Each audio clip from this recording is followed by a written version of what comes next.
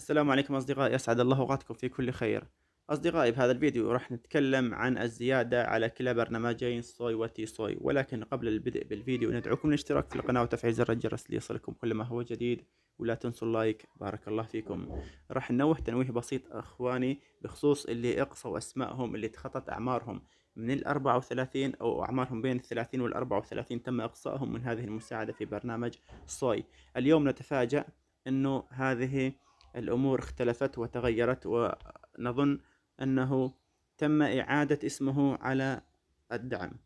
نعم أصدقائي، بآخر الفيديو راح نحط لكم فيديو عائلة مستفيدة من 5 أشخاص كانوا يستلمون 1500، بعدها تم إقصاء هذا الشخص، قاموا يستلموا 1300 ليرة. اليوم نتفاجأ بإعادة المبلغ كامل لكلا العائلة، لكلا الأشخاص الموجودين في العائلة، يعني 5 أشخاص على 300 ليرة، 1500 ليرة، بالإضافة للزيادة اللي مذكورة واللي هي كل 3 أشهر وهي 300 ليرة. طبعا أصدقائي، الفكرة أنه كل شيء كان مقصي من الاستفادة من كرت الهلال. طبعا هو ضمن هذا البرنامج، ولكن عمره تخطى 30 إلى 34.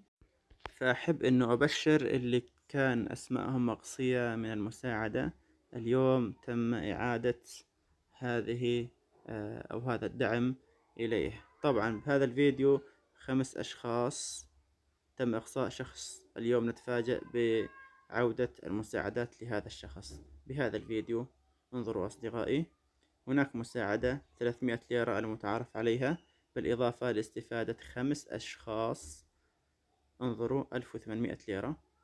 طبعا هناك زيادة 300 ليرة، بالإضافة للعائلة 5 أشخاص لكل شخص 300 ليرة، المجموع الكامل 1500، بالإضافة لل 300 ليرة اللي هي دعم ال3 أشهر بالتوالي.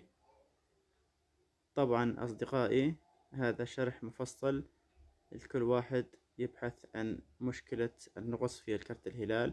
واليوم هي الزيادة 300 ليرة، يعني المحصلة النهائية هاي المساعدة معتادة كل 3 أشهر أو شهرين، والثالث تجي مساعدة 300 ليرة، بالإضافة لاسترجاع هذا الشخص المقصي. طبعا أصدقائي، وصلنا لنهاية الفيديو وسنوافيكم بأدق التفاصيل بإذن الله تعالى.